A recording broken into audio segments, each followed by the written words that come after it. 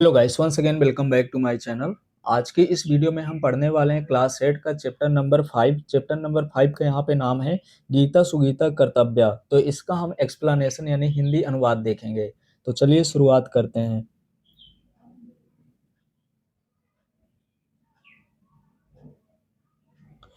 जैसे यहाँ पे लिखा है कुरुक्षेत्र। कुरुक्षेत्र जो है वो हरियाणा में पड़ता है। तो लिखा है कुरुक्षेत्र यानी कुरुक्षेत्र में श्री गीता जयंती महोत्सव आचारिता, यानी कुरुक्षेत्र में श्री गीता जयंती महोत्सव किया गया।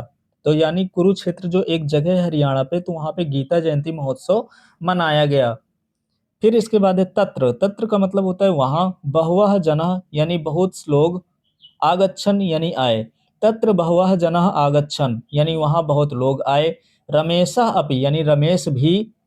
स्वजनकेन यानी अपने परिवार के साथ। सह तत्र गतवान यानी वहां पर गया। तो यहाँ पे रमेश नाम का एक लड़का था, वो भी अपने परिवार के साथ या अपने लोगों के साथ वहां पे गया। कथावाचकः गीतायाः विषये वर्णयति स्मः यानी कथावाचक गीता के विषय में वर्णन कर रहे थे, यानी बता रहे थे, गीता के बारे में बता रहे थे। क्या बता रहे थे?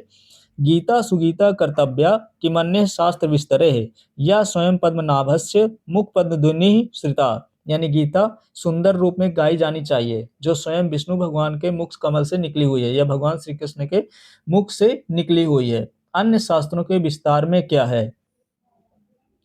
तो अब आगे देखेंगे यहाँ पे।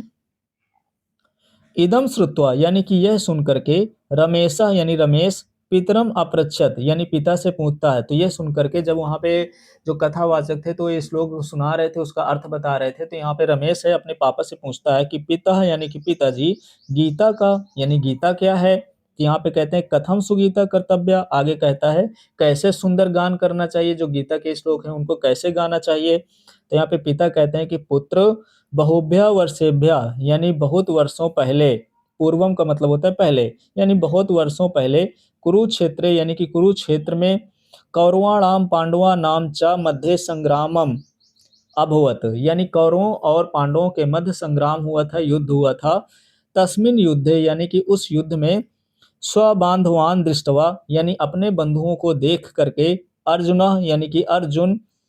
युद्धम कर्तुम न इच्छति स्म यानी कि युद्ध करना नहीं चाहता था। यानी अब यहाँ पे पापा उनके बता रहे हैं कि यहाँ पे उस युद्ध में जो अपने बंधु थे, अपने बंधु का मतलब कि जैसे अर्जुन के भाई थे दुर्योधन। अर्जुन के भाई तो 5-4 भाई थे, पर उनके एक पक्ष में थे, बाकी चचेरे जो भाई थे तो धृतराष्ट्र के जो बेटे थे वो दूसरे पक्ष में थे। तो भी एक प्रकार से भाई ही हुए। तो उनको देख करके युद्ध नहीं करना चाहते थे। तदा भगवान श्री कृष्ण यानी कि तभी भगवान श्री कृष्ण ने। युद्ध परांग मुखम यानी कि युद्ध में विमुख। अर्जुनम यानी अर्जुन को। कर्तव्य पालनार्थम यानी कर्तव्य पालन के लिए। उपदिष्टवान यानी उपदेश दिया। तो यहाँ पे भगवान श्री कृष्ण ने जब युद्ध उसमें देखा अर्जुन को कि अपना कर्तव्य नहीं निभा रहा है, तो वहां पे कर्तव्य पालन के लिए उन्होंने उपदेश दिया। श्री कृष्ण से उपदेशा यानी श्री कृष्ण के उपदेश ही। एव का मतलब होता है ही। श्रीमद् भागवत गीता अस्ति यानी श्रीमद् भागवत गीता है। गीतायाम अमृत तुला उपदेशा संति यानी कि गीता में अमृत के समान उपदेश हैं, यानी जो गीता में श्लोक दिए गए हैं तो उसमें अमृत के समान हैं। फिर आगे जैसे यहाँ पे अर्जुन की फोटो है और ये भगवान श्री कृष्ण है और ये अर्जुन है, तो यहाँ पे इनको उपदेश दिए थे भगवान श्री कृष्ण ने। जैसे फिर रमेश यहाँ पे पूछता है तरही। तरही का मतलब होता है तो। सुगीता कर्तव्य इत्यस्य कह आशया यानी सुंदर गान करना चाहिए, इसका क्या तात्पर्य है? जैसे वहां पे कथावाचक बता रहे थे कि इनका सुंदर गान करना चाहिए यानी कि अच्छे से बोलना चाहिए, तो इसका क्या तात्पर्य है? तो पिताजी कहते हैं कि अस्य आशया अस्ति यानी इसका तात्पर्य है कि।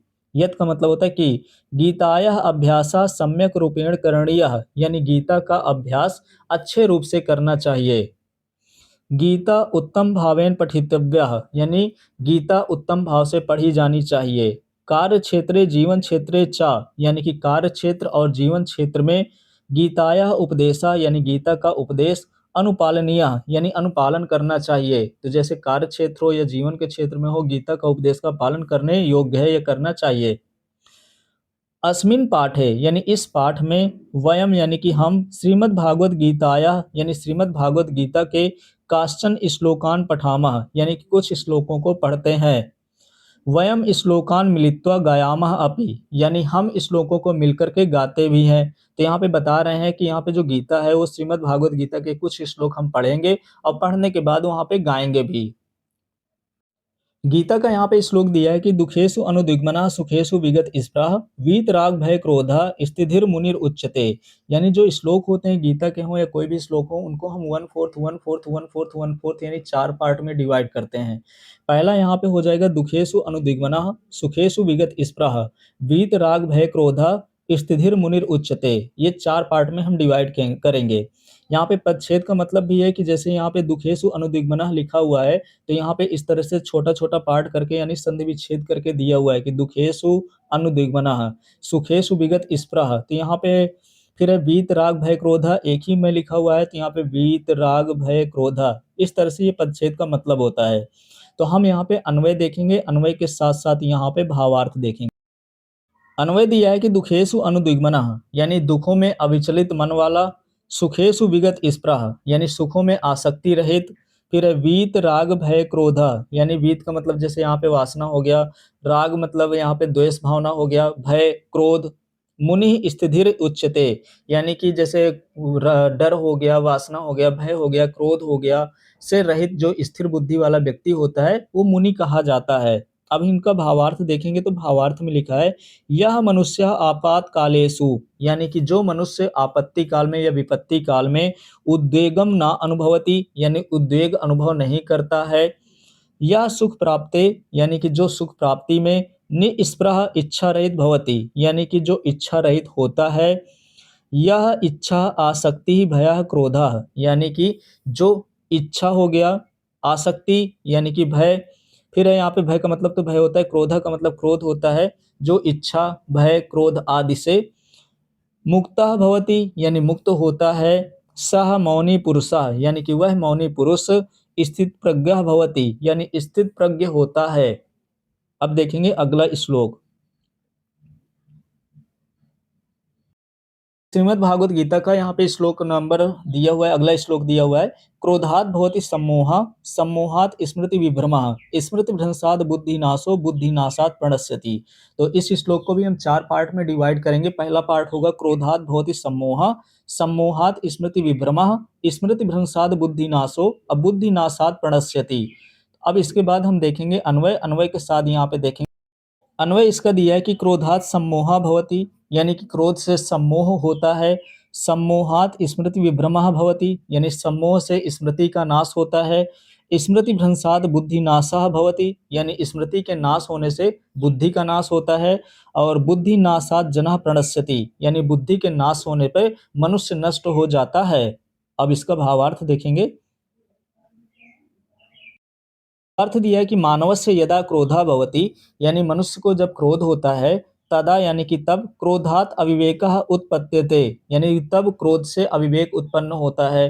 अविवेकात् आत्मान विस्मरति, यानी अविवेक से स्वयं को भूल जाता है। किम योग्यम किंचम अयोग्यम, यानी कि क्या योग्य और क्या अयोग्य। इति अविचिन्त्य, यानी कि ऐसा न सोच करके क्रोधात् व्यामोह प्राप्नोति, यानी कि क्रोध से विभ्रम को प्राप्त हो जाता है, यानी उसके पास बुद्धि नहीं होती है कि फिर उसके पास जो विवेक यानी सोचने समझने की क्षमता होती है वो खत्म हो जाती है। इसके बाद है यदा अधिका व्यामोह भवति, यानी जब अधिक विभ्रम पैदा होता है या प्राप्त होता है, तदा मनुष्यस्य स्मृति निष्क्रियः नष्टः च भवति, यानी तब मनुष्य की जो स्मृति है वो निष्क्रिय और नष्ट होती है। आगे स्मृते नाशात बुद्धि नश्यति, यानी स्मृति के नाश होने से बुद्धि नष्ट हो जाती है। अब बुद्धे नाशात सह मनुष्य विनाशम प्राप्नोति, यानी बुद्धि के नाश से मनुष्य विनाश को प्राप्त हो जाता है। ये इसका श्लोक था। अब आगे देखते हैं। अगला श्लोक दिया है कि तद विधि प्राणिपातेन परिप्रश्नेन सेवया उपदेक्षन्ति ते ज्ञानम ज्ञानिस तत्वदर्शिनः। तो हम यहाँ पे देखेंगे कि यहाँ पे लिखा है तद विधि, हम इसको पढ़ेंगे। प्राणिपातेन परिप्रश्नेन सेवया उपदेक्षन्ति ते ज्ञानम, और इतना बड़ा जो वर्ड लिखा हुआ है तो यहाँ पे 3 वर्ड दिए हुए हैं, ज्ञानिन, फिर यहाँ पे तत्वदर्शिनः, तो यहाँ पे ज्ञानिन तत्वदर्शिना हो जाएगा। यहाँ पे आधा सा लिखा है, तो आधा सा को जब हम अलग करते हैं संधि विच्छेद से तो वो आह की मात्रा बन जाता है। ज्ञानिनस तत्व दर्शिना, इसको हम पढ़ेंगे। अब इसका भावार्थ और अन्वय देखेंगे कि इसका अन्वय और भावार्थ क्या है। तो अन्वय में लिखा है कि तद प्राणिपातेन सेवया परिप्रश्नेन विधि, यानी उस ज्ञान को प्रणाम के द्वारा या सेवा से ते तत्वदर्शिनः ज्ञानिनः ज्ञानम उपदेशयन्ति, यानी कि वे तत्वदर्शी ज्ञानी जो हैं वो ज्ञान का उपदेश देंगे। अब यहाँ पे हम इसका अर्थ समझेंगे कि इसका अर्थ क्या है। तो अर्थ में दिया है कि भगवान श्री कृष्ण अर्जुनम उपदिशति, यानी भगवान श्री कृष्ण अर्जुन को उपदेश देते हैं, हे अर्जुन भवान गुरु समीपम गत्वा, यानी कि आप गुरु के समीप जा करके यथार्थ ज्ञानम प्राप्तुम प्रयासम करोतु, यानी यथार्थ ज्ञान प्राप्त करने के लिए प्रयास करो। भवान विनीता जिज्ञासु च भूत्वा गुरु सेवाम करोतु, यानी आप विनम्र और जिज्ञासु होकर गुरु की सेवा करो। तत्वज्ञानी गुरु भवेत ज्ञानम प्रदास्यति, यानी तत्वज्ञानी जो गुरु हैं आपको ज्ञान देंगे। यथा, क्योंकि ये सत्यस्य दर्शनम कृतवन्तः, क्योंकि जिन्होंने सत्य के दर्शन किए हैं। ते, यानी कि वे, एव मतलब ही, यथार्थ ज्ञानिनः भवन्ति, यानी वे यथार्थ ज्ञानी हैं, जिन्होंने सत्य के दर्शन किए हैं वही यथार्थ ज्ञानी हैं। ये इसका अर्थ हुआ। अब देखते हैं अगला श्लोक।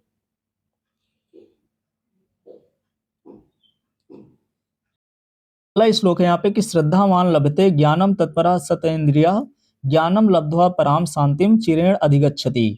अब ये गीता का ये भी श्लोक है और यहाँ पे अन्वय में दिया है कि संयम तेन्द्रियः तत्परः श्रद्धावान, यानी मनुष्य ज्ञानम लभते। इसका मतलब हुआ कि जैसे इंद्रियों को संयमित रखने वाला तत्पर श्रद्धावान मनुष्य जो है वो ज्ञान प्राप्त करता है। जिनकी इंद्रियां संयमित हैं वो ज्ञान को प्राप्त करता है। तथा ज्ञानम लब्ध्वा, यानी कि ज्ञान प्राप्त करके, सह, यानी कि वह व्यक्ति या मनुष्य, अचिरेण पराम शांतिम अधिगच्छति, यानी कि यह ज्ञान को प्राप्त करके शीघ्रता से परम शांति को प्राप्त हो जाता है।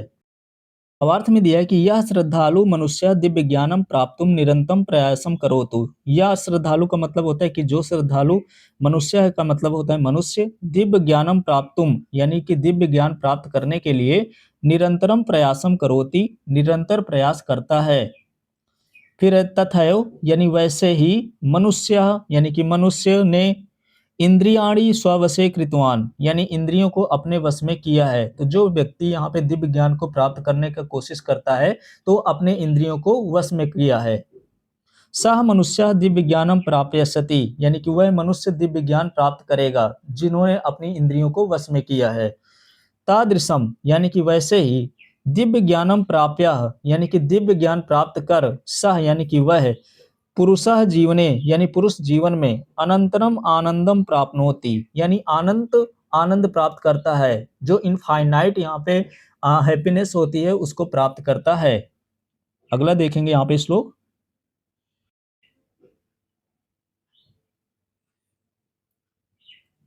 अगला श्लोक यहाँ पे दिया है कि अद्वेष्टा सर्वभूतानां मैत्रः करुणा एव च। फिर है निर्ममो निरअहंकारा सम दुख सुखा क्षमी, यानी इसका सरलार्थ देखेंगे और सरलार्थ के साथ साथ इसका भावार्थ और अन्वय देखेंगे। अन्वय और यहाँ पे भावार्थ दिया हुआ है।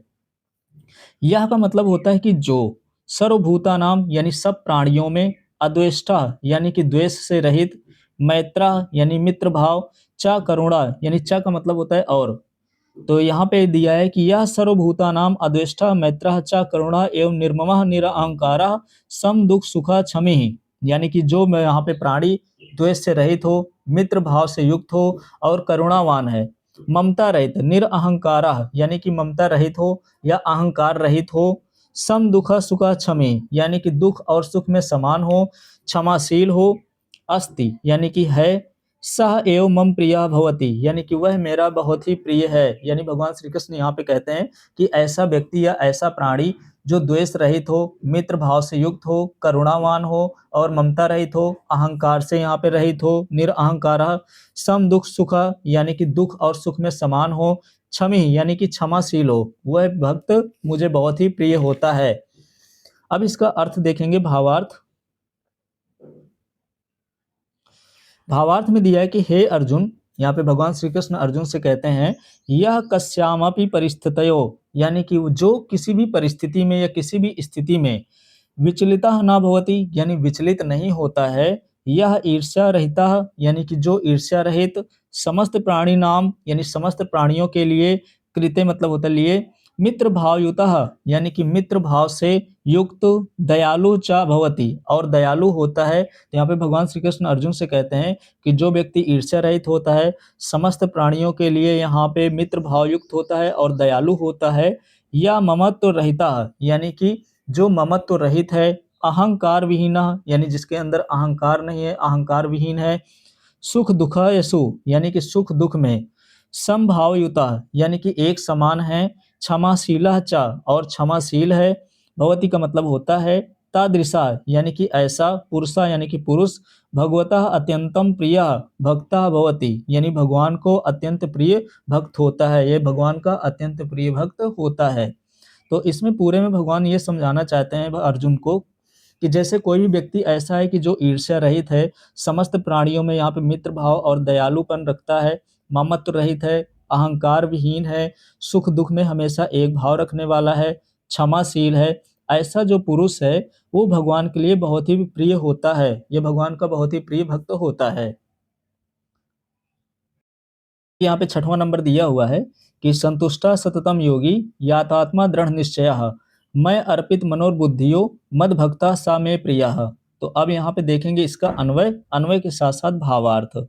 तो अन्वय में दिया है कि यह योगी यानी यह योगी का मतलब होता है कि जो योगी, सततम यानी कि निरंतर, संतुष्टः यानी कि संतुष्ट, यतात्मः दृढ़ निश्चयः मयि यानी यतात्मा का मतलब होता है कि आत्म संयमी, और दृढ़ निश्चय का मतलब होता है दृढ़ निश्चयी, मई का मतलब होता है मुझ में, फिर यहाँ पे च का मतलब होता है और, अर्पित मनोर्बुद्धि यानी बुद्धि अर्पित करने वाला है, सह मद्भक्तः में प्रियः भवति यानी कि वह भक्त मुझे बहुत ही प्रिय है। तो यहाँ पे भगवान श्री कृष्ण अर्जुन से फिर से कहते हैं कि जो व्यक्ति या योगी निरंतर संतुष्ट होता है, आत्म संयमी होता है और दृढ़ निश्चयी होता है, मुझ पर बुद्धि अर्पित करता है यानी कि जो बुद्धि है वो मुझ पर लगाता है, वह भक्त मेरा बहुत ही प्रिय है। भावार्थ में देखेंगे कि हे पार्थ, यहाँ पे अर्जुन से कहते हैं भगवान श्री कृष्ण के हे पार्थ, यह निरंतरम संतुष्टा भवति यानी कि जो निरंतर संतुष्ट होता है, अर्थात यानी अर्थात का मतलब तो अर्थात ही होता है, कस्यापि वस्तुनः अभावात कदापि असंतुष्टा न भवति यानी कि किसी भी वस्तु के अभाव से कभी वह असंतुष्ट नहीं होता है कि जैसे मेरे पास ये चीज नहीं है या इस चीज की कमी है। फिर इसके बाद है कि यह यानी कि जो, मनः यानी कि मन, इंद्रियाणी च और इंद्रियों को, विजित्व यानी कि जीत करके, संयमी भवति यानी संयमित होता है। तो जो मन और इंद्रियों को जीत करके संयमी होता है, यह यानी कि जो, स्वबुद्धया यानी अपनी बुद्धि से, परमेश्वरस्य यानी परमेश्वर का, स्वरूपम यानी स्वरूप, स्थिरीकरोति, स्थिरीकरोति का मतलब स्थिर स्थिर करता है यानी जो अपनी बुद्धि से परमेश्वर का स्वरूप स्थिर करता है। यश्च यहाँ पे य और च दोनों पे दिया है यानी कि और जो, मनः यानी कि मन, बुद्धि च यानी कि बुद्धि, तो यहाँ पे दो शब्द है, मनः बुद्धिर, बुद्धिम च का मतलब होता है और, जैसे हम इंग्लिश में बोलते हैं राम एंड श्याम, तो यहाँ पे और का यहाँ पे लास्ट में लिखा जाता है संस्कृत में। जैसे लिखा है यश्च मनः बुद्धिम च यानी कि जो मन और बुद्धि ईश्वरे यानी ईश्वर में, समर्पयति यानी समर्पित करता है, सह मनुष्य मम अतीव प्रियतम भक्ता भवति यानी कि वह मनुष्य मेरा अतीव यानी कि सबसे ज्यादा प्रियतम भक्त होता है। अब आगे देखेंगे, अगला श्लोक है यस्मान्नो उद्विजते लोकः लोकान्नो द्विजते चायः हर्षामर्ष भयो द्वेगैर मुक्तो यह सा चा मैं प्रियः। तो अब यहाँ पे एक साथ यहाँ पे देखेंगे बहुत सारे शब्द लिखे हुए हैं, मिला करके संधि जोड़ करके एक प्रकार से लिखे हुए हैं। तो यहाँ पे लिखा है हर्षामर्ष भयो द्वेगैर मुक्तो, यहाँ पे ऊपर रा है तो इसको थोड़ा सा रुकते हैं, द्वेगैर मुक्तो यह सा चा में प्रियः। तो अब इसका अन्वय देखेंगे, अन्वय के साथ साथ इसका भावार्थ। तो अन्वय में इसका दिया है कि यस्मात् लोके न उद्विजते, तो हमें पहले सबसे पहले समझना होगा कि उद्विजते का मतलब होता है एजिटेटेड यानी परेशान होना। जैसे यहाँ पे संसार में बहुत सारे लोग ऐसे होते हैं कि एक दूसरे से परेशान रहते हैं या बेचैन रहते हैं, तो इसका मतलब है यहाँ पे उद्विजते का मतलब होता है कि परेशान होना या अशांत होना। तो यस्मात् लोके है ना उद्विजते यानी कि जिससे संसार संसार परेशान नहीं होता है।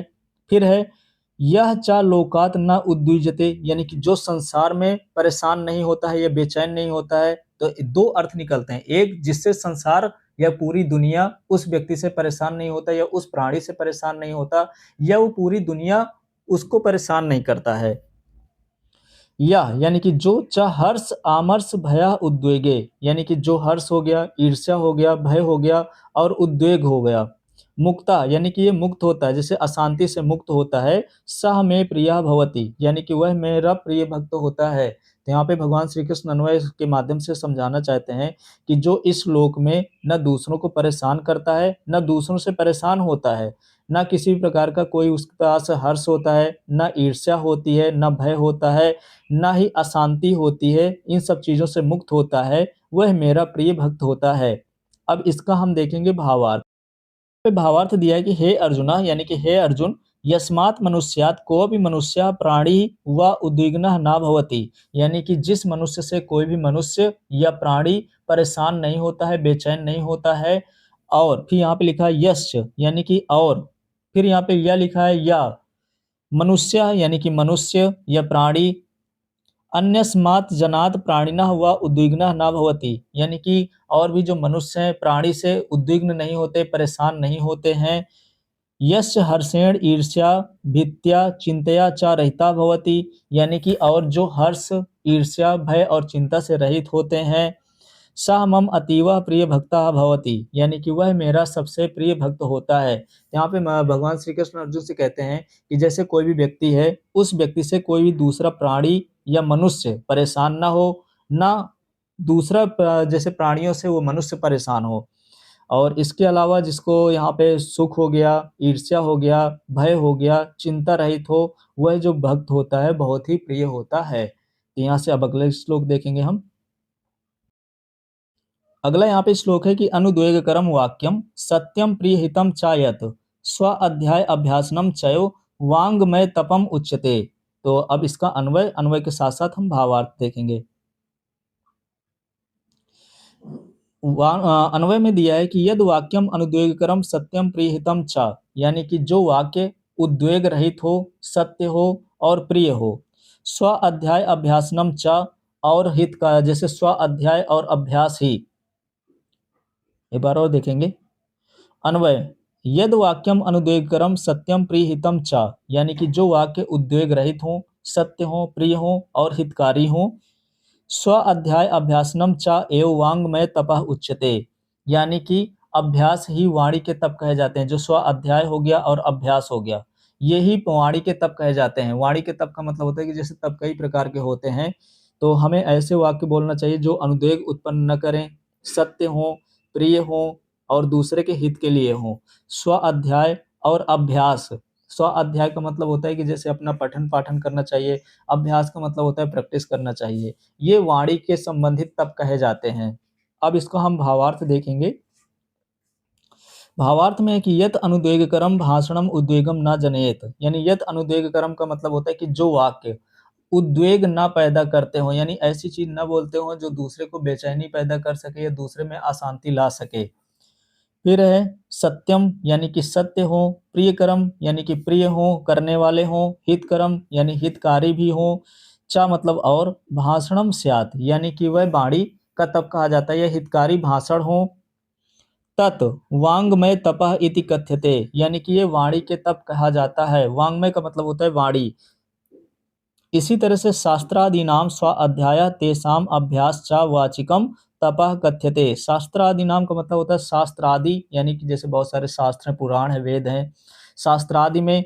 फिर है स्व अध्याय, यानी स्व अध्याय, तेषाम अभ्यासः च, यानी और अभ्यास, ये वाचिक तप कहा जाता है। यहाँ पे लिखा है वाचिकम, यानी कि वाचिक यानी बोल बोल करके या पढ़ करके। तपः कथ्यते यानी तप कहा जाता है।